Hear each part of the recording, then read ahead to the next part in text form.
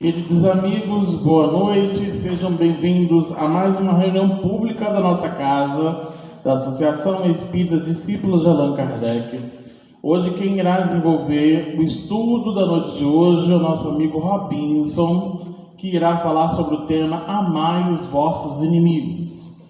Mas antes disso, nós vamos fazer uma ambientação do livro Vinha de Luz, lição número 12, Padrão. Está em Atos dos Apóstolos, no capítulo 11, versículo 24, que diz assim: porque era homem de bem e cheio do Espírito Santo e de fé, e muita gente se uniu ao Senhor. E aí nós vamos às considerações de Emmanuel diante dessa reflexão, dessa passagem. Emmanuel diz assim: alcançar o título de sacerdote em obediência a meros preceitos do mundo não representa esforço essencialmente difícil. Bastará a ilustração da inteligência na ordenação convencional. Ser teólogo ou exegeta não relaciona obstáculos de vulto. Requer-se apenas a cultura intelectual com o estudo acurado dos números e das letras. Pregar a doutrina não apresenta óbices de relevo. Pede-se tão só a ênfase ligada à correta expressão verbalista. Receber mensagens do além e transmiti-las a outrem pode ser a cópia do serviço postal do mundo. Aconselhar os que sofrem e fornecer elementos exteriores de iluminação constitui serviços peculiares a qualquer homem que use sensatamente a palavra. Sondagens e pesquisas, indagações e análises são velhos trabalhos da curiosidade humana.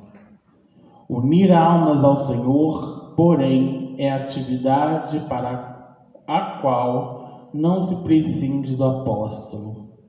Barnabé, o grande cooperador do Mestre em Jerusalém, apresenta as linhas fundamentais do padrão justo. Vejamos a aplicação do ensinamento à nossa tarefa cristã. Todos podem transmitir recados espirituais, doutrinar irmãos, investigar a fenomenologia. Mas para imantar corações em Jesus Cristo é indispensável sejamos fiéis, servidores do bem, trazendo o cérebro repleto de inspiração superior e o coração inflamado na fé viva. Barnabé iluminou a muitos companheiros porque era homem de bem, cheio do Espírito Santo e de fé. Jamais olvidemos semelhante lição dos Atos. Trata-se de padrão que não poderemos esquecer. A página traz para a gente Emmanuel, ele reforça o nosso compromisso justamente no tocante da essência do Evangelho, né? Ele diz aqui que padrões são estabelecidos, mas que não podemos esquecer da essência desses ensinamentos, né?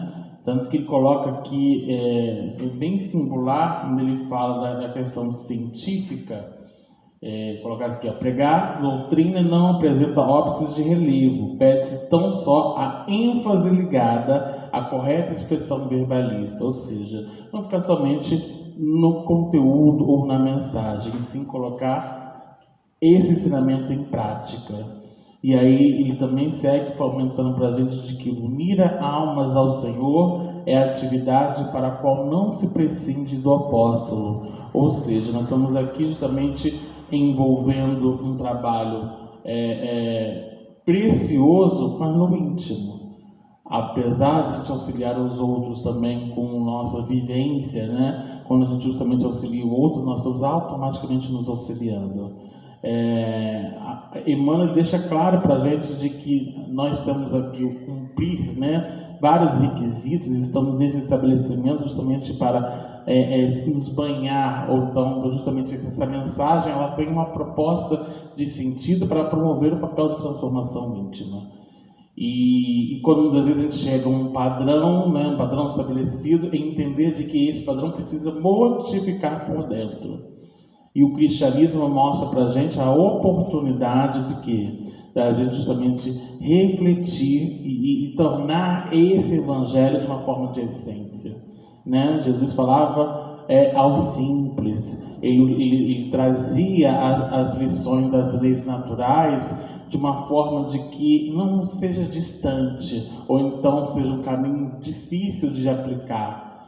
Ele aproveitava cada momento ali para que justamente dentro desses momentos servisse de iluminação, ao propósito de modificação. Né? Robbins vai falar hoje do amor aos inimigos, parece uma coisa assim dificílima, e ele traz um método. Né? É lógico que esse amor não vai ser o mesmo amor de um amigo, mas o padrão que Emmanuel está justamente dizendo de que muitas vezes a gente quer seguir um modelo, né? Um modelo padrão, e sendo que o nosso maior modelo é Jesus, né? Ele que é o nosso guia e modelo.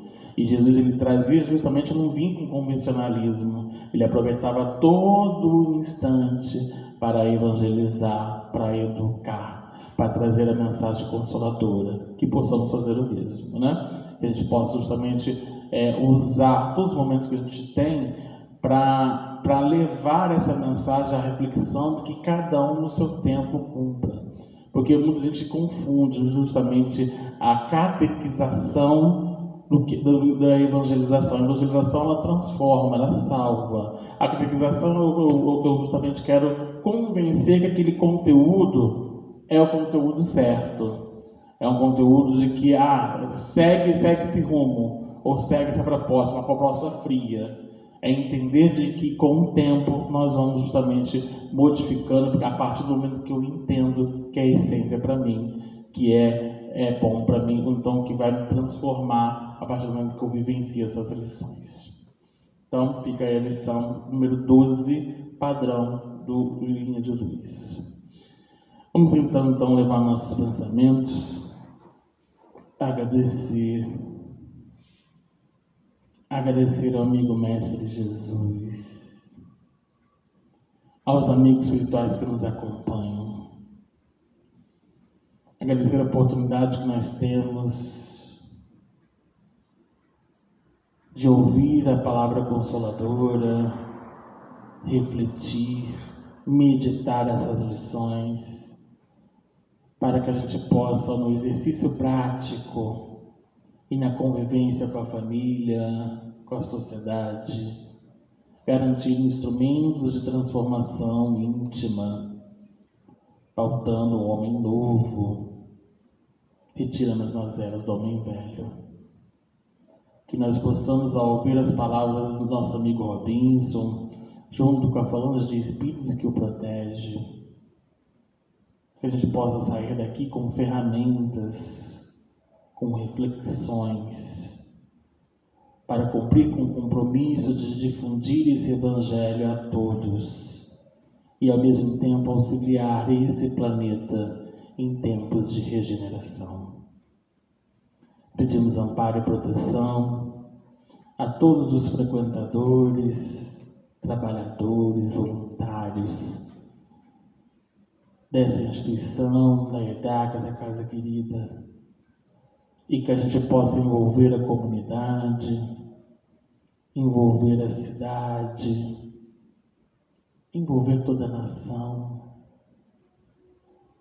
e ao mesmo tempo estar preparados para implantar essa mensagem consoladora em tempos de transição, levando essa mensagem a todos aqueles que almejam, aqueles que buscam, aqueles que fogem, ou aqueles que ainda não compreenderam o rumo a seguir em conjunto, atendendo o convite de auxiliar esse planeta em regeneração.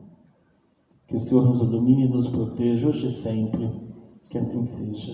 Graças a Deus. Então, vamos passar a palavra então para o nosso amigo Robinson, que vai falar sobre amor aos inimigos.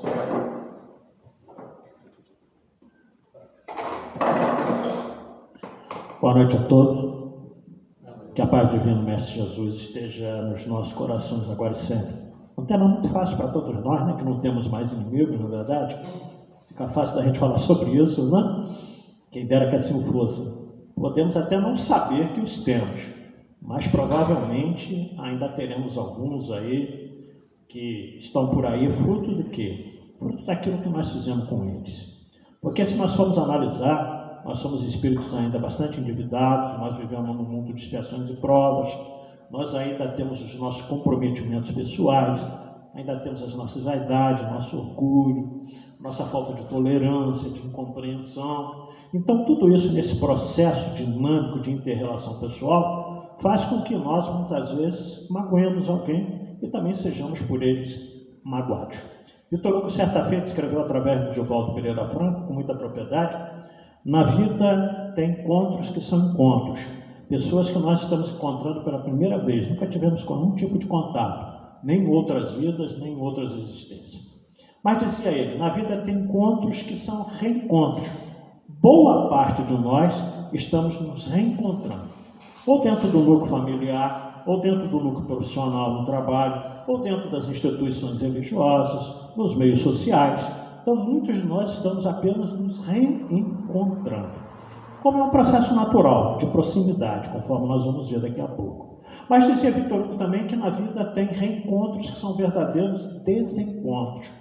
Pessoas que nós encontramos só para nos fazer sofrer ou para que nós as façamos sofrer. Dentro ainda desse processo natural da nossa imperfeição pessoal. Porque ainda somos espíritos, digamos assim, incipientes ainda. Ainda estamos começando a nossa trajetória evolutiva. Recentemente saímos do mundo primitivo, em que nós éramos homens das cavernas, pré-históricos, e hoje nós estamos vivendo num planeta de expiações e provas. O próprio nome já está dizendo. Expiar significa pagar débitos do passado, às vezes de uma forma muito dolorosa. Deficiências físicas, deficiências de natureza mentais, uma série de expiações mesmo, que são duras provações para todos nós. E provações, o que é? Provação é ser testado das nossas aquisições, se nós já estamos aptos a ir mais adiante. Então, basicamente, a nossa existência aqui na Terra é dessa natureza. É por isso que nós estamos sempre cheios de percalços. É por isso que nós estamos sempre cheios de problemas, de situações que nos levam a meditar e agir diante dessas situações.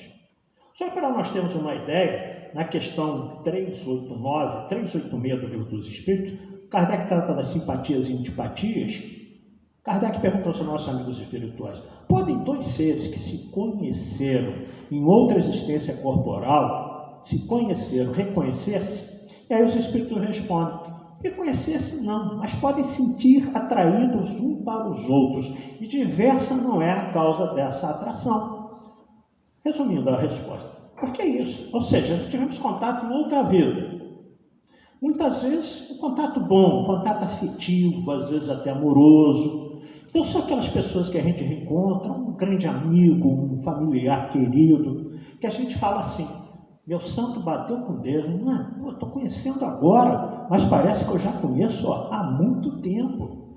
Já conhece mesmo, só que a gente não lembra que nós já temos um contato com essa criatura, que está encarnada também, ao longo das nossas outras existências aí para trás. Mas a contrapartida também é verdadeira, que avançando 3 questões do Livro dos Espíritos, nós chegamos na questão 389. Kardec pergunta: e a repulsão instintiva que se experimenta por algumas pessoas, de onde se origina isso? Aí os espíritos respondem: são espíritos antipáticos que meio que se adivinham. E diversa não é a causa dessa repulsão também, natural. E a gente encontra com uma pessoa, fica conhecendo à primeira vista, fala assim: não sei o que é, não sei, não bateu. Meu santo não bateu com o dele. Lembrando que os santos nada tem com isso, o problema é nosso, somos nós, espíritos. E aquela pessoa que não é simpática, gente, não tem jeito. Por mais que a gente tente, por mais que a gente faça, ele continua sendo de uma certa forma antipático. E tem pessoas que às vezes nos visualizam assim, mesmo sem nos conhecer. No primeiro mandato, quando eu entrei para a prefeitura, eu entrei com o Baltazar, quando ele ganhou a eleição, e no final do mandato dele, no último ano, eu me tornei chefe de gabinete da Secretaria de Administração. Eu era assessor especial, mas o chefe de gabinete foi guindado para a inspetoria, que era um carro maior, melhor, mais dinheiro, e eu fui guindado, então, como eu trabalhava direto com o chefe de gabinete, na mesma sala, passei a ser o chefe de gabinete 1 ano, terminar o mandato. E as pessoas, naquela época, eu estou falando de 1993, 94, né? Na CSL também era assim. As pessoas viam a gente como se a gente fosse uma grande coisa, né? Secretário da prefeitura, chefe de gabinete. Né? E a minha sala sempre foi de portas abertas, eu atendia todo mundo, todos os funcionários.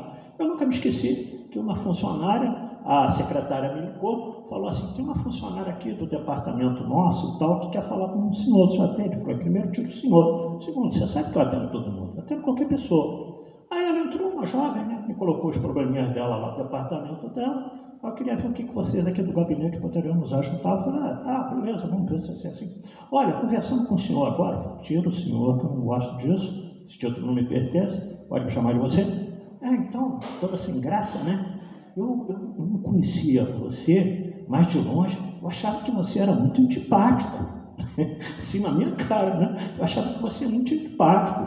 Agora que eu estou te conhecendo, eu não estou achando tanto, não. Eu falei: então ainda continuo, né? Eu não estou achando tanto, então eu continuo antipático, né? Não tanto como ela pensava. Nós dois rimos juntos. Ela falou: não, você me desculpa, não é isso não. Não é nada disso, não tem nada de antipático. Mas então, muitas vezes, a distância, a gente coloca, né, essa visão para as outras pessoas que de fato não nos conhecem. Então, Kardec deixa bem claro no Livro dos Espíritos que essas antipatias e simpatias é uma lei natural, uma lei da física, de ação e reação natural, em função da similitude, da diversidade, daquilo que a gente pensa, daquilo que a gente gosta, e a gente emana isso em nós mesmos. Então, é por isso que às vezes nós temos esses problemas. Mas esse é o capítulo 12 do Evangelho segundo o Espiritismo, quando Kardec coloca o ensino de Jesus em Mateus capítulo 5, versículo 44, 43 a 47, quando Jesus nos ensina assim: aprendeste que foi dito, amareis o vosso próximo e odiareis os vossos inimigos. Gente, aqui tem uma questão muito profunda. Jesus disse: aprendestes que foi dito, amai o vosso próximo e odiareis os vossos inimigos. Jesus falou isso, tá certo. Mas aonde é que nós aprendemos a odiar os nossos inimigos? A princípio, a gente pensa aqui que Jesus está revogando uma lei de Moisés, tá? Bom, eu também pensava assim anos atrás. O bom do estudo em grupo que nós estamos vivenciando aqui todas as segundas-feiras, que foi exatamente um estudo em grupo que eu aprofundei essa reflexão.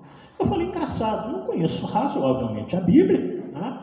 Porque eu tive que estudar muito as Escrituras, quando fui muito católico e tal. Eu não sei onde que está nos livros de Moisés, que Moisés falava de odiar, né? É claro que o livro de Levítico, que é a lei que Moisés escreveu para o povo hebreu, ele é bastante rigoroso em alguns artigos. E eu fiz até uma comparação muitos anos atrás com o chamado Código de Hammurabi, que era uma lei da Babilônia, tá? Que viveu viveu mais ou menos, era da primeira dinastia, 18 séculos antes de Jesus, tá? E o Hammurabi, ele criou um código de ética comportamental como a lei de Levítico de Moisés.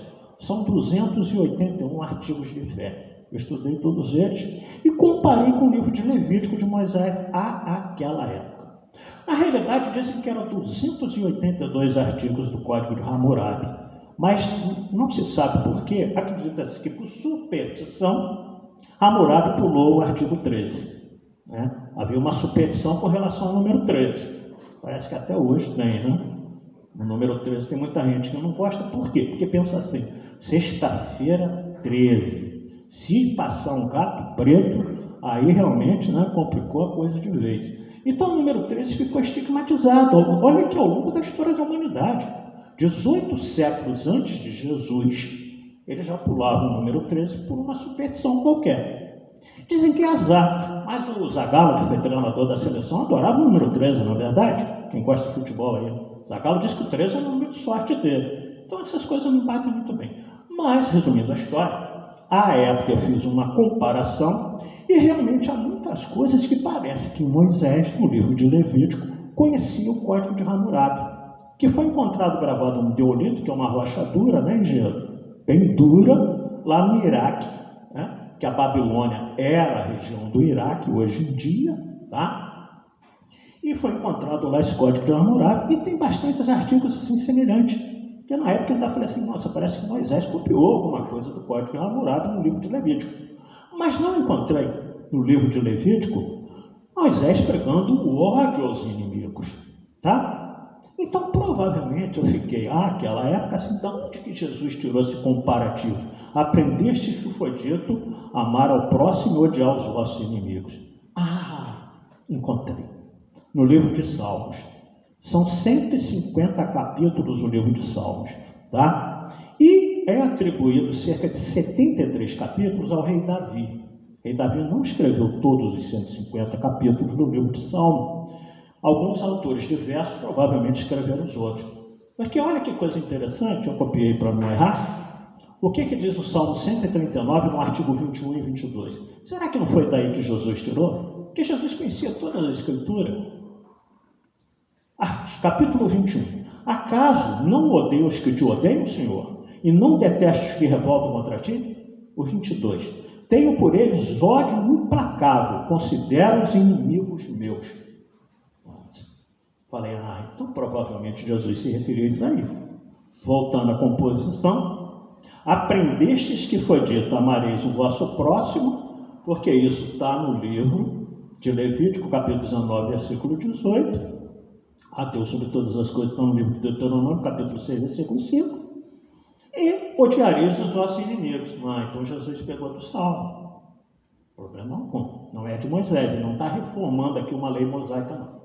Eu, porém, vos digo, amai os vossos inimigos, fazei o bem, e orai por aqueles que vos odeiam, e orai por aqueles que vos perseguem e caluniam, a fim de que sejais filho do vosso Pai que está nos céus, que faz erguer o sol sobre os bons e os maus, e faz chover sobre os justos e os injustos, pois se apenas amardes os que vos amam, que recompensa tereis? Os publicanos também não fazem o mesmo? Então Jesus colocava a figura dos publicanos, que eram os coletores de impostos, que o pessoal judeu detestava, né, porque eles arrecadavam os impostos dele, é o leão da Receita Federal. Então ninguém gostava deles como era natural, então Jesus coloca ele como um exemplo. Né? E o outro, eu vos digo que se a vossa justiça não for mais abundante do que a dos escribas e dos fariseus, duas raças, que ele mesmo dizia, né, chamava de víboras, que dizia que eles só ostentavam a aparência do templo e nas sinagogas, mas que saqueavam a casa das viúvas, porque não eram nada daquilo que eles pregavam no íntimo, na realidade. Eu vos digo, se a vossa justiça não for mais abundante dos escribas e dos fariseus, jamais entrareis no reino dos céus. E aí Kardec vem nos explicar, nesse capítulo com muita propriedade, que se o amor ao próximo é o princípio da caridade, com muito mais forte razão, amar aos nossos inimigos é o ápice da caridade. É o ápice da caridade. Porque amar quem nos ama, isso qualquer um faz. Agora, amar aqueles que se colocam na condição de nossos adversários, que não comungam com as nossas ideias, que intentam contra nós, aí é que é a verdadeira prática da caridade. Concorda? Porém, o codificador nos explica que amar aos nossos inimigos não é a mesma coisa de que amar ao próximo, aos nossos amigos, aqueles que gostam da gente. Não há como você ter o mesmo sentimento de carinho, de respeito, de confiança que você tem para quem te ama com relação a quem te odeia. É natural. Não é que você vai confiar em quem não gosta de você, em quem tenta quanto você, conforme a passagem, o ensino de Jesus nos explica. Então, na realidade, Kardec coloca que amar aos inimigos é ir mais além. É não guardar ódio, não intentar vingança, orar por eles, toda vez que surgiu a oportunidade de ajudar. É isso que nós já fazemos, não é verdade? Com quem não gosta da gente, não é isso que a gente já faz, né? Por quê? Porque nós já somos espíritas, né? Nós somos cristãos, então a gente já conhece essas leis de Deus e o Evangelho de Jesus, fica fácil de praticar, né? Não é verdade? Então, amar os inimigos é isso, né? Agora, não ter qualquer tipo de pensamentos ocultos com relação aos nossos adversários, perdoar, isso aqui é fundamental. O perdão é um dos mais belos sentimentos que Jesus nos ensinou na sua lei de amor. Tudo que Jesus veio nos pregar o tempo todo que ele esteve junto de nós foi a questão do amor. E um dos melhores sentimentos que nós podemos demonstrar através do amor é o perdão. Eu sei que vocês também todos já conseguem perdoar. Conforme está em Mateus capítulo 18, quando Pedro chega para Jesus e diz: mestre, quantas vezes eu devo perdoar aquele que me ofende? O número 7. 7 também era um número cabalístico, tá, gente? Assim como eu citei o 13 lá atrás, 7 também era um número cabalístico naquela época, tá? Muitas coisas envolviam o número 7. Se nós formos pegar até no Apocalipse de João, nós vamos encontrar lá 7 igrejas, 7 candelabros, 7 feras que saíram do mar. Então havia uma certa superstição com relação ao número 7. Os gregos acreditavam em 7 céus, então tinha uma série de coisas assim com relação ao número 7. Nós vemos até hoje em dia que o número 7 ele é um pouco cabalístico, né? Porque 7 dias da semana, 7 cores do arco-íris, né? 7 anão da Branca de Neve, não tem nada a ver, mas, né? É 7, né? Então o 7 está inserido aí em muitas coisas na nossa vida, tá? E aí Pedro deve ter pensado assim: pô, se eu colocar para Jesus 7 vezes, o mestre vai falar: beleza, Pedro, é isso mesmo, basta perdoar. Não, Jesus, por que isso, Pedro? Que 7 vezes, Pedro? É muito pouco. 70 vezes 7 vezes, uma matemática simples dá 490 perdões para a mesma pessoa. Sabe por quê? Eu tenho 5 edições da Bíblia em casa, faço sempre por aí. Eu tenho 3 Bíblias protestantes, né? João Ferreira de Almeida, e tenho 2 católicas. Uma católica que eu tenho, ela tem um carimbo da Igreja Católica chamado Imprimatur, no ano de 1984. Pelo arcebispo Dom Paulo Evaristo Arnes, lá naquela época. Quando a Bíblia católica tem um carimbo de imprimatur, quer dizer que é a Bíblia que os católicos seguem, que é a Bíblia oficial da igreja. Estudei isso também. E aí, tanto nessas 5 versões da Bíblia, a pergunta de Pedro no singular. Pedro não pergunta a Jesus: mestre, quantas vezes eu devo perdoar aqueles, os que tem versão que vocês vão ter em casa que está assim: aquele que me ofende. Tem versão que vocês vão ter em casa que está assim: quantas vezes eu devo perdoar o que me ofende. Tudo no singular. Se a pergunta de Pedro foi no singular e Jesus responde 70 vezes, 7 vezes, a resposta de Jesus foi: para quê? No singular. 490 perdões para a mesma pessoa. Nós já conseguimos, não é verdade? Quando a pessoa erra a primeira vez, a gente fala: tudo bem, está perdoado. Mas não faz de novo, não. Aí a pessoa erra a segunda vez, a gente fala assim: você não tem jeito mesmo, hein? Já te perdoei uma vez, você já está errando a segunda. Ah, não vou te perdoar mais não. Mas não cansamos na segunda. Ainda faltam 488. Mas na segunda a gente já cansou. Já disse que não dá mais. Ah, mas você não sabe o que fizeram comigo. Como se o que fizeram contra nós fosse mais trágico do que aquilo que fizeram com o nosso mestre. Como se fosse mais trágico. Qualquer coisa que nos tenham feito não passa nem próximo daquilo que fizeram com Jesus. E qual foi a primeira frase dele na cruz? Foram 7 frases na crucificação. Qual foi a primeira? Olhando para baixo os soldados que dividiam a sua túnica, que riram dele, que falaram: você não é o filho do homem? Desce da cruz, liberte-se. E o que ele diz? Pai, perdoai-lhes, eles não sabem o que fazem. Então Jesus implora ao Pai perdão para os seus algozes. Gente, eu li há muitos anos atrás um livro chamado A Crucificação de Nosso Senhor Jesus Cristo à Luz do Cirurgião, escrito por um médico francês, Dr. Pierre Barbier, cirurgião. Ele narra nessa obra inteira a crucificação de Nosso Senhor Jesus Cristo. Ele disse que não teve similar na história da humanidade daquilo que fizeram com Jesus. E lá ele detalha os pregos que foram colocados, a coroa de espinhos, que era de um cipó chamado zízicos, que os espinhos eram mais dolorosos do que os nossos espinhos de laranjeira. Quem já espetou o dedo em espinho de laranjeira? Aquilo fica doendo, né? Latejando, né? Os espinhos da coroa de Jesus eram 10 vezes piores do que aqueles espinhos de laranjeira. E eles não só botaram a coroa, mas bateram com a cana para que ela afundasse no couro cabeludo, e por isso ele teve uma hemorragia no couro cabeludo direto, né? Ele levou 39 chibatadas preso ao madeiro. Por que o soldado deu 39? Não sei se vocês sabem, porque a lei dizia o seguinte: se passar de 40, o soldado esquecer e perder a contagem, quem vai para o tronco é o soldado. Por precaução, o soldado deu 39. Não vou chegar nem a 40, né? Porque se passar, eu estou lascado. Deu 39. Mas o chicote do Dr. Pierre Barbenarra também tinha pontas de metais retorcidos, pontiagudos.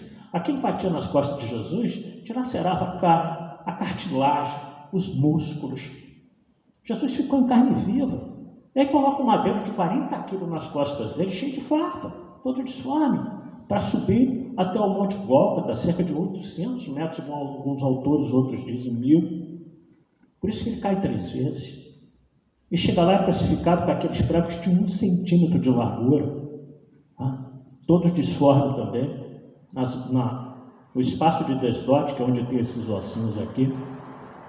E aqui nós temos os tendões, que vão desde a falange, falangina e falangeta, até o cérebro, passando pelo braço até o cérebro. Cada pancada que dava nesse prego aqui, esses tendões de Jesus esticavam igual a corda de violão, quando o músculo está apertando para ela ficar firme, que dava um choque no cérebro de Jesus insuportável. Então não tinha homem nenhum comum capaz de aguentar o martírio que Jesus sofreu. Por que eu estou descrevendo tudo isso? E ele ainda durou lá umas 3 horas. Todo aquele sofrimento atrás. Ele suava sangue junto com água e tudo mais. E ele perdoou. E ele perdoou. O que foi que nos fizeram até hoje que a gente não consegue perdoar? Porque tem uns tipos de perdão meio engraçado. Que eu, ao longo das minhas pesquisas, ao longo dos anos na oratória espírita, eu fiquei pensando nisso. Tem um tipo de perdão chamado perdão condenação. O que é isso? Eu perdoo, mas não quero ver nunca mais, nem pintado de ouro. Já ouviu alguém dizer isso? Que raio de perdão é esse? É um perdão que você condena a pessoa a nunca mais fazer parte da tua vida. Perdoa, mas não quero ver nem pintado de ouro, nunca mais. Tem um perdão pretensão. O que é o perdão pretensão? Perdoo, mas vou dizer para eles uma verdade. Vou dizer para eles uma verdade. Preciso ouvir. Depois está perdoado. Como se nós fôssemos o dono da verdade.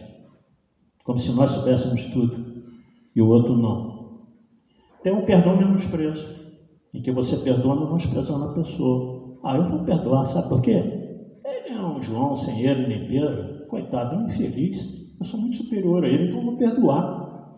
Você perdoa menosprezando a pessoa. Perdão ao rancor.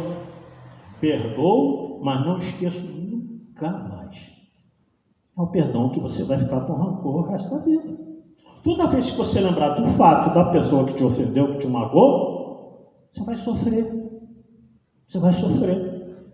Por isso que há muitos anos atrás eu estava vendo uma pregação do padre Fábio de Mello, era sobre o perdão. Eu gosto de ouvir outros religiosos, porque eu fico muito com a fala de Paulo em Colossenses, capítulo 5, versículo 21. Observa tudo e retém o que é bom. Tem muita gente que fala muitas coisas boas, o que não é bom a gente abandona, a gente esquece. E o Fábio de Mello dizia que o perdão ele é libertador. Porque quando você perdoa alguém, você se liberta daquelas amarras que te prendiam a pessoa e aquele fato que te magoou. Olha que coisa bonita. E é verdade. Quando a gente perdoa, cessa aquele sentimento ruim toda vez que a gente lembra do fato e toda vez que a gente encontra a pessoa. E pedir perdão, ele dizia, é reconstrutor. Bonito também. O que reconstrói em nós pedir perdão? A humildade, que é uma das maiores virtudes que Jesus nos ensinou. Mas não fui eu que errei, então o nome disso é orgulho. Não fui eu que errei, mas o que custa pedir perdão mesmo eu dando certo? Para me reconciliar com a pessoa, como Jesus ensinava, reconcilia com o teu adversário enquanto estás a caminho com ele. E tem outro tipo, o último tipo que eu considero de perdão, que é o perdão maldição. Você perdoa, mas amaldiçoando, né?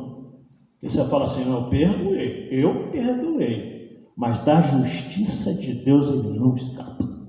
Esse miserável vai sofrer um bom tempo no umbral. Você perdoou, mas está torcendo para ele se lascar. Então você não perdoou. Você ainda está magoado. Você está ressentido. O que é ressentir? Prefixo ré na língua portuguesa significa sentir de novo. Então toda vez que você lembra do fato da pessoa, aquilo te faz mal, quando é que você vai romper com isso? Porque não há doutrina espírita que nos fale, é a ciência que nos diz lá fora. Por isso as universidades agora estão cheias de departamentos estudando medicina e espiritualidade.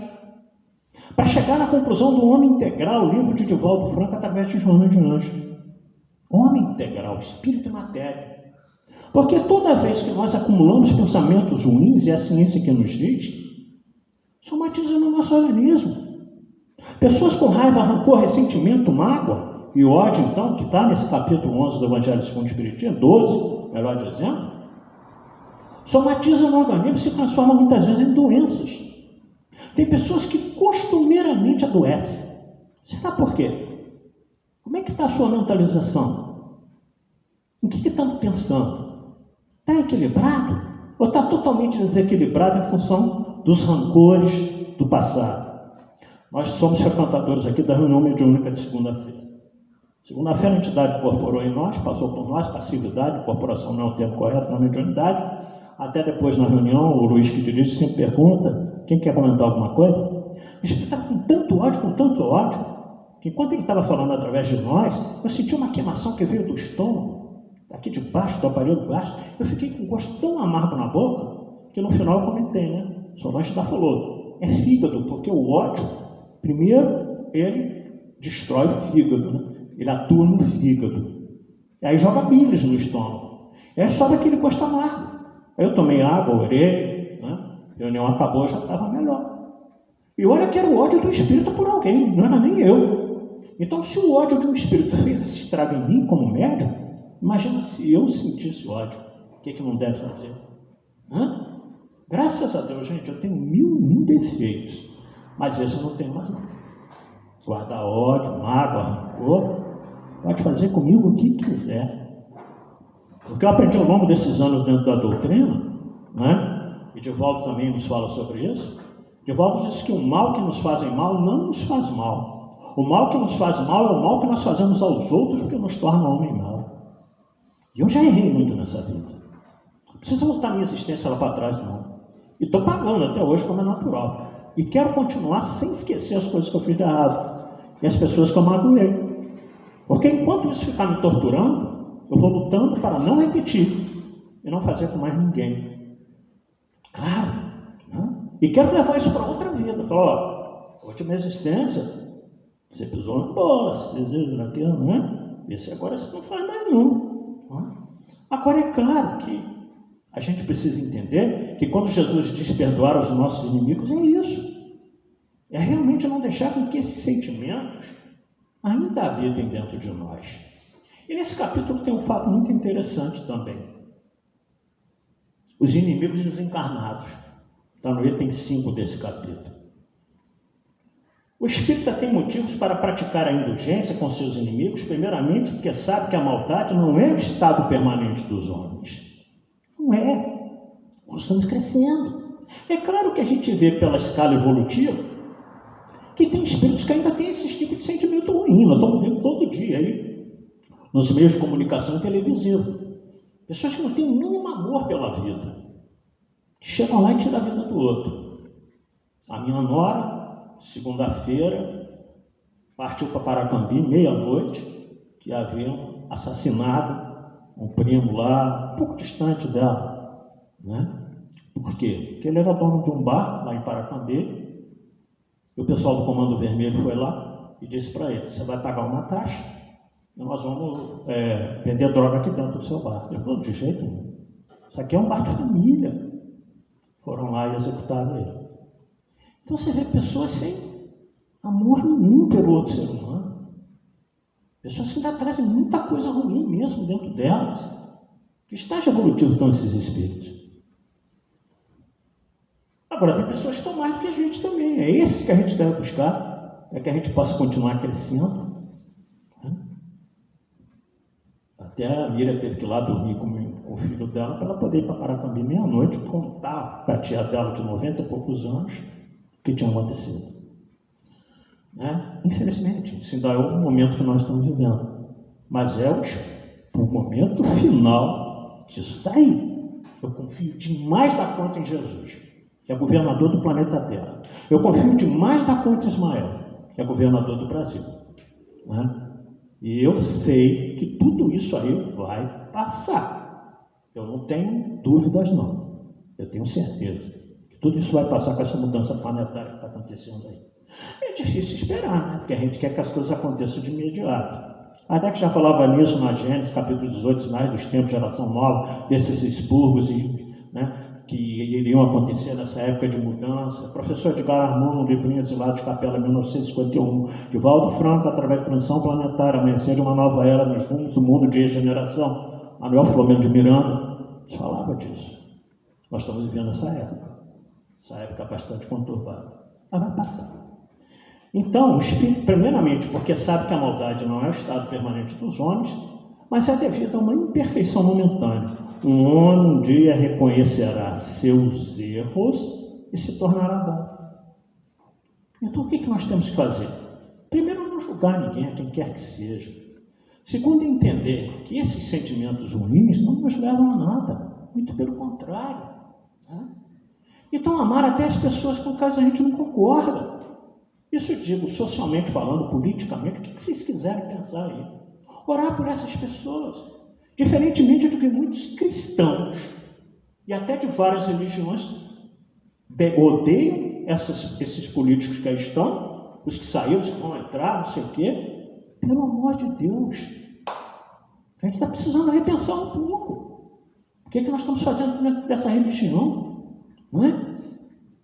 E nunca duvidar. E tudo isso está na mão da espiritualidade. O que acontecer, eles sabem que nos é necessário, de qualquer maneira. Então, saber que não adianta também a pessoa desencarnar e continuar nos odiando. Por isso que Jesus dizia, reconcilie com o teu adversário quando está a caminho com ele.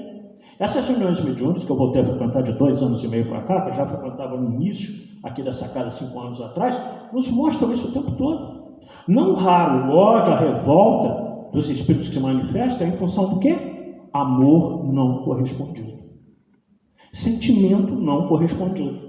Não necessariamente amor de marido por esposa, não. Filhos, pais, familiares, amigos.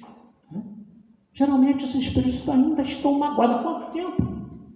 Uns estão há poucos dias que desencarnaram recentemente. Outros estão há meses que desencarnaram há poucos meses, outros há anos. Mas tem espíritos que estão com ódio há centenas de anos. Há centenas de anos. O caso do obsessor do Divaldo, que vocês viram no filme, Divaldo, mensageiro da paz, que Divaldo, quando criança, colocou o nome dele de Máscara de Ferro, durante essa encarnação, 30 anos. Tentou e quase conseguiu levar o Divaldo 2 vezes ao suicídio. 2 vezes ao suicídio. Quanto tempo tem que esse espírito odeia Divaldo? Há séculos. Porque quando ele aparece no quarto, vocês vão se lembrar dessa cena no filme, né? Está no livro Semeador de Estrelas, da Sueli Calda-Chuva. Quando ele aparece no quarto, Divaldo está com a criancinha que ele recepcionou na entrada da mansão do caminho, que deixaram lá abandonado na caixinha de sapato, e Nilson falou Pereira, que era o amigo de Divaldo que fundou a mansão do caminho, o Divaldo, não cabe mais ninguém, não dá para a gente ficar com essa criança. Que isso, Nilson? Tipo assim, onde come 100, come 101, né? O Divaldo está no quarto lá limpando ela, a formiguinha, tirando, falando, que gracinha, brincando com ela, o espírito obsessor aparece atrás dele. Você lembra dessa cena no filme? O que o espírito diz para ele? Você vai cuidar dessa criatura aí? Dessa coisa aí? Ele falou, que isso? Dessa coisa não. É filha de Deus. Né? Mas você vai cuidar dela? Vou inclusive dar meu nome. Se vocês não sabem, o Divaldo deu a 680 crianças que ele adotou o sobrenome dele. Divaldo tem 680 filhos. 680 filhos. Né? E aí vai naquele diálogo ali, E chega um momento que o Espírito diz para ele: você sabe quem é essa daí? Que era uma menininha? Sei. E quando o obsessor vai dizer: essa aí é a minha de volta completa, essa aí é a sua mãe reencarnada, que eu vou amá-la como se filha minha fosse. E toda vez que ela sorrir para mim, que ela me fizer um carinho, eu vou amar o Senhor mais ainda, através dela. E o obsessor vai começando a modificar, né, a aparência dele. E aí diz para o Divaldo o seguinte: olha, né, perdoar você, não consigo não. Ele falou assim: você vai conseguir sim. E diz para ele: eu sei que eu sou o mesmo espírito que naquela vida te induziu ao suicídio. Divaldo induziu aquele espírito ao suicídio em outra vida. Eu sei que eu sou o mesmo espírito que naquela vida te induziu ao suicídio, mas eu não sou mais a mesma pessoa. Isso faz toda a diferença. Eu sou o mesmo espírito, nós somos o mesmo espírito desde quando Deus nos criou. Mas nós já tivemos várias vidas. Nós já fomos várias personalidades. Não é? Mas eu não sou mais a mesma pessoa. Eu disse para ele o seguinte: se nós continuarmos nesse processo de nos odiarmos, quando é que isso vai acabar? Então, através dela, eu vou aprender a amar o Senhor. Aí o Espírito, resumidamente, diz para ele o seguinte: amar eu acho meio difícil. Porque você há de convir, ele disse para o Divaldo, que séculos, e aí por isso que eu digo, são séculos, que séculos e séculos alimentando o ódio não se acaba de uma hora para outra. Eu espero que o senhor me entenda. E o Divaldo disse: eu te entendo. E também eu espero que você me entenda que nós precisamos nos perdoar. Aí o Espírito disse para ele assim: perdoar até é possível, amar eu já não sei. E o Divaldo disse: não, vai sim. Sabe o que o senhor um dia vai me amar? O Divaldo faz uma revelação fantástica, eu nunca tinha pensado nisso. O senhor vai me amar porque o senhor é filho de Deus. E por o senhor ser filho de Deus, o senhor teu Deus incitou no Senhor. E quem é Deus não pode odiar. Quem é Deus tem que amar, porque Deus é amor. Então um dia o Senhor vai me amar, eu tenho certeza disso, como eu também vou lhe amar. Sabe o que o Espírito diz para ele? Vocês não se lembram não, eu vou recordar vocês no filme. Então o senhor aí fique com Deus, o obsessor, dizendo para o obsidiado, fique com Deus. Então o senhor fique com Deus, que Ele ilumine o seu caminho. E desaparece. Quem que chega nesse momento? Eu vou abrir aqui também, para que eu não perca uma palavra dela. Joana de Anjos. Aparece atrás do Divaldo ali, e se vocês se lembram, ela diz assim para ele: não te preocupes mais e siga amando. Por isso que eu falo, a gente tem que analisar cada frase, cada coisa, porque elas são profundas, né? Ele diz assim: não te preocupes mais e siga amando. O que ele quis dizer com isso? Esse caso está resolvido, ela quis dizer com isso. Esse aí está resolvido. Você viu? Ele já até está pensando em te perdoar, no futuro vai te amar.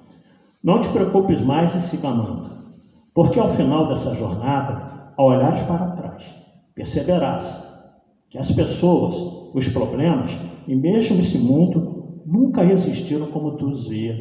E eu fui para casa, chorando. Depois saí do cinema chorando. Aí fui para casa. O que Joana quis dizer com isso? Ao olhares para trás, perceberás que as pessoas, os problemas, e mesmo esse mundo, nunca foram como tu os via. Sabe por quê? A nossa visão nem sempre é a mais correta das coisas. Nós não conhecemos todos os lados e as circunstâncias daquele fato, daquele acontecimento. Vou dar um exemplo bem prático para vocês, tá? Daquela pessoa. Se eu virar esse livro aqui para vocês e perguntar o que vocês estão vendo, vocês vão falar a gravura de Kardec na capa, escrito o Livro dos Espíritos, em cima a Federação Espírita Brasileira, certo? Eu vou falar: vocês estão errados, porque eu estou vendo isso aqui.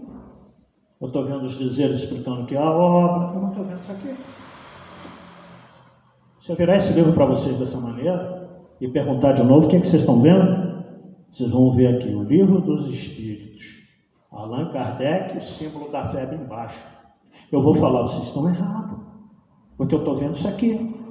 um amontoado de folhas em branco. Está entendendo? Porque cada coisa observada depende da ótica do observador. Paremos de criticar as situações que nós não conhecemos. Não conhecemos profundamente nada. E nós criticamos. E nós julgamos. Se nem Jesus julgou. Ele dizia, o julgamento cabe só ao meu Pai. Vamos moderar as coisas que nós falamos, as coisas que nós pensamos. E continuava a mensagem de Joana ao Divaldo. Eles foram colocados em torno de ti para te dar oportunidade de evoluir enquanto espírito. Gente do céu, aprofundemos nisso. As pessoas, os problemas, e mesmo esse mundo, foram colocados em torno de nós para nos dar oportunidade de evoluir enquanto espírito. Se viveres assim, isso aqui eu decorei, se viveres assim na consciência da sua imortalidade divina, todos nós temos essa imortalidade divina, porque eidons foram criados por Deus. Se viveres assim, na consciência da sua imortalidade divina, ao chegar ao final, o último dia desse corpo aqui na Terra, e para ele chegou 13 de maio do ano passado, 2025, perceberás que a luta nunca foi contra o outro. O tempo inteiro foi entre você e você mesmo. E ela termina com a frase de Zandivaldo: o maior problema da criatura humana é a própria criatura humana. Não é ninguém à nossa volta. O maior problema de cada um de nós somos nós mesmos. Nós não estamos aqui para mudar ninguém. Nós estamos aqui para mudar a nós mesmos. É essa a luta interior que a gente precisa compreender de uma vez por todas. Porque as pessoas vão errar? Vão. As pessoas vão falhar? Vão. Nós vamos errar? Como eu acabei de falar para vocês, o quanto eu me puno por os erros que eu cometi. Mas águas passadas não movem moinho, eu não tenho mais como voltar lá atrás e retificar, eu não posso ir daqui para frente. Mas, então, quando a gente entender o que o Joana quis dizer nisso daqui, a gente vai parar de se preocupar um pouco mais com os outros. E a gente vai colocar, sobretudo, um pouco mais de amor nos nossos pensamentos, nas nossas atitudes. Porque eu acredito que nenhum de nós aqui na noite de hoje quer adoecer fisicamente por causa de mau comportamento, por causa de maus pensamentos. Porque nós sabemos, na lei de ação e reação, que tudo aquilo que nós desejamos ao próximo retorna para nós, e muitas vezes em dobro. Desculpa a sinceridade, tem que ser um desequilibrado mental para desejar mal ao semelhante, sabendo que vai voltar. Pior ainda, não pode ser uma pessoa normal que tem sentimentos dessa natureza. E não pode ser realmente mais, não deveria pelo menos ser, como se diz por aí, seguidor de Jesus. Porque ele nos ensinou a não guardar mágoa de ninguém. Ódio, rancor, revolta, ressentimento. Muito pelo contrário. O que ele nos disse?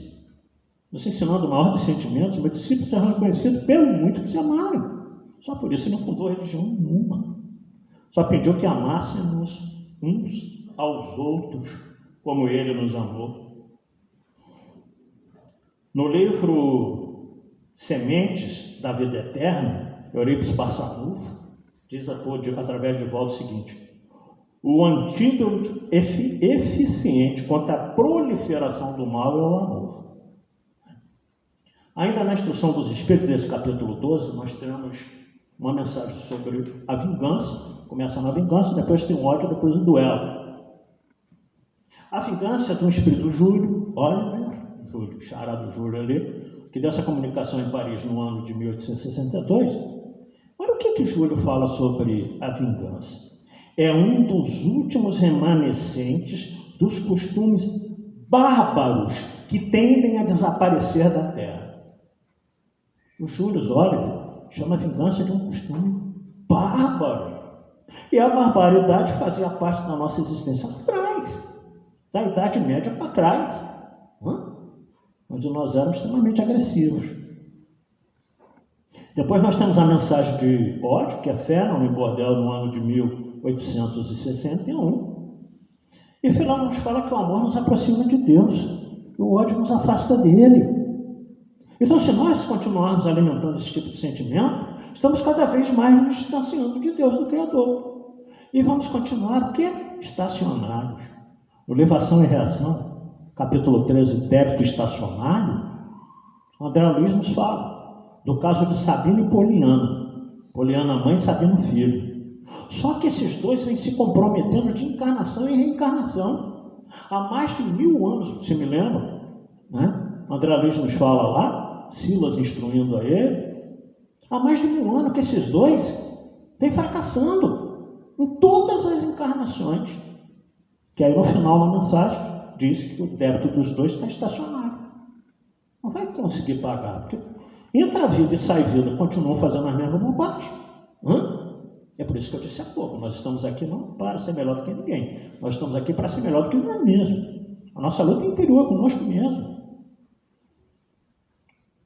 E na parte, só para a gente não deixar de falar, que o nosso tempo está acabando, nas instruções dos espíritos, o duelo, ali tem 3 espíritos que se comunicam. Né? Ali o próprio Fera nos fala do duelo, Santo Agostinho dá 2 mensagens, Chico Xavier, não o nosso Chico, é um outro cidadão chamado Chico Xavier, que também nos fala, porque o duelo, na época de Kardec, ainda existia. As pessoas desacatavam o outro e ia para a praça pública. Ver quem matava o outro com aquelas garruscas, né? Socava pólvora pela boca. Então ainda é. E também o codificador nos fala que é um costume também bárbaro que desapareceria com a evolução da humanidade. Desapareceu? Não. Nós temos várias formas de duelos hoje em dia ainda. Temos aí no dia a dia. Acabei de falar de um homicídio em Paracambi. A gente está vendo aí a polícia duelando com os nossos irmãos infelizes que caem na criminalidade, trocando tiro. O Brasil são cerca de 50 mil homicídios no ano, mais do que muita guerra aí fora. São duelos, são duelos. Nós temos os duelos verbais, os bate-bocas na internet, Facebook, Instagram, né? WhatsApp, bate-bocas, um tentando convencer o outro do que é melhor. Que isso? Quem somos nós? Tentando colocar a nossa opinião. E se a nossa opinião não for mais correta? Estamos tentando convencer outras pessoas das coisas erradas que eu acredito? Então nos policiemos um pouco mais, já que nós queremos realmente aproveitar essa oportunidade que Deus nos deu, essa oportunidade abençoada de aqui estarmos. Então paremos com esses duelos mentais, psicológicos, questão do ponto de vista. Isso é orgulho, isso é vaidade. Tem que convencer o outro de que eu estou certo. Né? Aí entra numa discussão. Que isso? Para que isso? Provar o quê? Eu costumo sempre dizer que o ideal é que nós tivéssemos paz. É bem melhor ter paz do que ter razão. Não adianta você ter razão e entrar em conflito com outra pessoa. Tenha paz. Busque paz no seu coração. Que isso é que vale a pena. Chico Xavier também disse uma das frases, centenas de frases que ele disse, muito bonita. Chico Xavier disse assim: eu fico triste toda vez que alguém me magoa, mas eu ficaria muito mais triste se eu magoasse alguém, porque magoar alguém é terrível. E não sei se vocês têm essa consciência também. As pessoas que eu magoei nessa vida, nossa, como eu disse para vocês, até hoje, né? Eu fico pensando, peço perdão, né, principalmente nas noites, nas orações, para ver se essas pessoas um dia consigam entender que eu sou frágil. Se eu fosse perfeito, eu não estaria na noite de 10 de junho de 2026 na EDAC falando para todos nós. Eu também estou estudando, eu também estou aprendendo, eu estou tentando melhorar. Agora também reconheçamos um pouco de quanto nós já melhoramos. Desde quando nós adentramos nessa casa, que é a minha primeira e única casa espírita, que eu frequentei regularmente. Então é claro que nós já melhoramos alguma coisa. Não fiquemos também nos espizinhando o tempo todo, achando que essa encarnação está perdida, que eu evolui muito pouco. Nada disso. Nada disso. Voltem no íntimo de cada um de nós aqui presente na noite de hoje. Como nós éramos antes de ser espírita. Posso falar pelos senhores e senhoras, mas quem me conheceu dizia assim: graças a Deus você se tornou espírita. Então, ou seja, claro que a gente muda. Claro que a gente modifica. Porque uma doutrina tão racional como essa, nos leva a essas reflexões. que nós precisamos estudar realmente. Precisamos compreender, sobretudo. E, sobretudo, tentar viver lá fora. Vão achar que a gente é falso, que a gente engana, que a gente é mentiroso? Não tem problema. Não tem problema. Nós não temos que nos preocupar com a consciência de ninguém. Nós temos que nos preocupar com a nossa. Com a nossa. E aquilo que nos diz, se for verdade, acatemos. E tentemos mudar naquele ponto. Se não for, problema algum. Para encerrar mesmo. Marco Prisco, certa feita, através do Divaldo, também dizia isso. Se alguém te ofender, não fique triste. Né? Não fique triste. O problema é se você fosse o ofensor. Se alguém te agredir, fique tranquilo, porque só os covardes agridem fisicamente. E se alguém chegar até o ponto mesmo de te tirar a própria vida, ainda aí regozije-se. Poderia ter sido você o assassino. E não é você a vítima. E só mata um corpo, mas ninguém consegue matar o espírito. Que nosso espírito imortal, tome ciência disso, que a gente continue existindo da melhor forma possível, procurando nos manter íntegros, embora sabemos que às vezes não conseguimos, né? Sermos mais próbos, mais leais, mais honestos. Isso é que nos importa. Ah, Robinson, eu ainda tenho tanta dificuldade de vencer algumas mazelas minhas, é natural. Por isso que a gente não deve criticar a dificuldade que os outros têm de mudar. Porque nós temos as nossas dificuldades de mudar. Como é que nós queremos que os outros mudem? Então, amar-se sobretudo, é entender que você precisa vencer as suas mazelas, as suas imperfeições, e aí você passa a entender que fica mais fácil amar o outro, porque você percebe as limitações que ele também tem de vencer as suas dificuldades pessoais. Aí começa a desenvolver em nós uma coisa chamada, algumas coisas, fraternidade, compreensão e o verdadeiro amor. Porque, finalizando, amor é a essência da alma de todos nós. Muita paz a todos. Eu vou a palavra para o Filipe.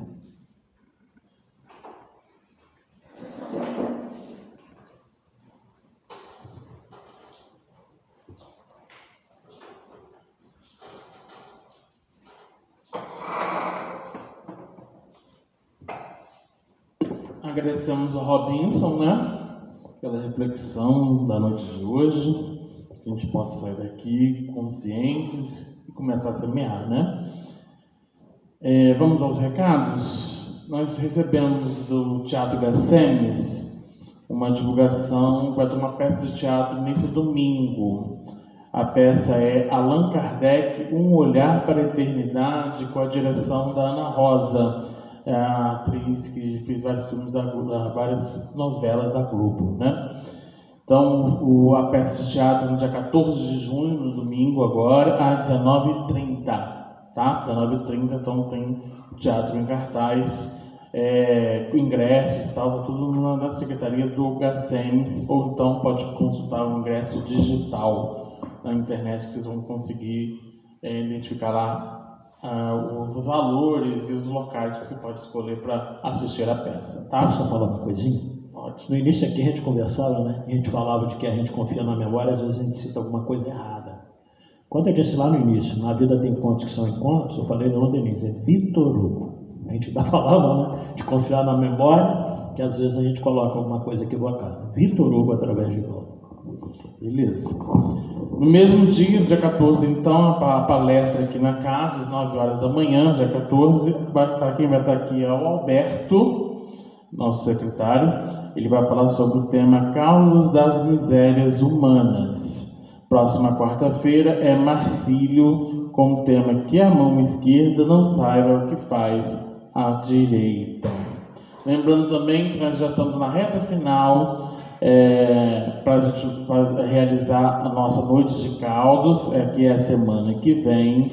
Tem alguns itens ainda necessitando do auxílio, para que a gente possa encerrar as doações para os ingredientes do caldo, né? Os ingredientes são, nós estamos precisando de pimenta do reino, 100 gramas, 1 kg de pernil, torresmo, bacon, linguiça calabresa, acho que é só esses aqui. Esses são os mais atuais. Já trouxe, o José Roque trouxe o restante. Então, assim, tem alguns itens faltando, qualquer coisa, quem puder colaborar, então conhecer alguém que possa nos ajudar, tem a listinha ali novamente na mesa, né? E o pessoal da internet a gente está atualizando a lista nos nossos grupos, tá? Nossos grupos também a gente está atualizando essa lista direto. A nossa intenção é fechar todas essas doações até a próxima quarta-feira, tá? Então, quarta-feira, quem puder nos auxiliar. Lembrando que a Noite de Caldos vai ser no próximo, sem ser esse sábado, próximo sábado. Não tem jogo do Brasil na Copa nesse dia, tá? Vai ter jogo na Copa, mas não é do Brasil. A partir das 18 horas nós vamos abrir para venda, né? E é o mesmo esquema dos anos anteriores, né? Podem levar para casa, ao mesmo tempo se pode se confraternizar aqui também, né? Então é um evento bem interessante de que a gente, nesse friozinho, aproveita para se confraternizar, né? O convite é R$25, valendo para os 2 tipos de caldos, que é a canjiquinha e feijão amigo, né? Convide os amigos, por exemplo, o Serginho vai fazer aniversário no dia, então já vai comemorar o aniversário dele aqui, né? Um festão, né? Festão, imagina, todo mundo que fizer aniversário no dia 20, vem comemorar com a gente, melhor coisa, né? Ele está trazendo uma galera para estar com a gente. Lembrando também das atividades da casa, nas segundas-feiras, às 19 horas, tem um estudo sistematizado da doutrina espírita. Pela manhã, na segunda-feira, às 8 horas da manhã, o Altamir faz o plantão do passe também, para eles que desejarem. Tem também a atividade da sopa, nos sábados, às 7 horas da manhã, que a gente entrega ao Parque Maíra em seguida, né? Então, qualquer coisa, nós temos nossas redes sociais, nossos contatos para a gente conversar e repassar aqueles que tiverem dúvidas ou alguns esclarecimentos, né? Então, vamos então encerrar nossa reunião pública, então, elevando nossos pensamentos, agradecendo ao amigo mestre Jesus, Bezerra de Menezes, nosso mentor espiritual, a falange amiga que nos protege. Agradecer pela oportunidade de estarmos nessa casa bendita, tendo a oportunidade de refletir e meditar as lições desse Evangelho e de vivo, para que a gente possa, ao sair, levar a proposta de sentido dessa mensagem, colhendo frutos, cultivando as sementes, para que a gente possa envolver na família, na sociedade, reunindo estímulos para a nossa transformação íntima, retirando as mazelas do homem velho na construção do homem novo. Pedimos amparo e proteção a todos os trabalhadores, frequentadores, voluntários, participantes dessa casa de caminho, que a gente possa envolver a comunidade que nos abriga, que a gente possa envolver a nossa cidade, e envolvendo automaticamente a toda a nação.